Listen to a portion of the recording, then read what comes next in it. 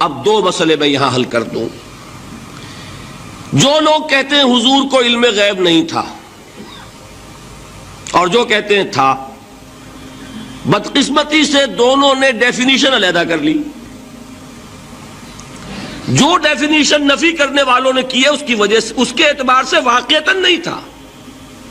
انہوں نے ڈیفینیشن یہ کی ہے، تعریف یہ کی ہے، وہ علم جو خود حاصل ہو جائے، اللہ کا عطا کردہ علم جو ہے وہ کہتے ہیں وہ غیب نہیں ہے.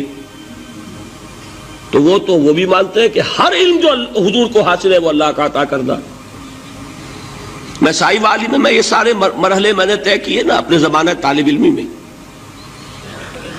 مولانا منظور احمد شاہ صاحب ہیں سائی وال میں ایک، میں ان کے پاس حاضر ہوا. میں نے کہا جی یہ مسئلہ کیا ہے علم غیب کا، مجھے ذرا سمجھائیں. انہوں نے ایک کتاب اپنی نکالی کہ دیکھیے صاحب، ہم حضور کے علم کے بارے میں یہ باتیں مانتے ہیں. حضور کا علم حادث ہے، قدیم نہیں ہے. حضور کا علم محدود ہے، لا محدود نہیں ہے. حضور کا علم عطا کردہ ہے، ذاتی نہیں ہے. میں نے کہا یہ تین باتیں اگر آپ مان لیں تو میرا تو جھگڑا کوئی نہیں آپ سے.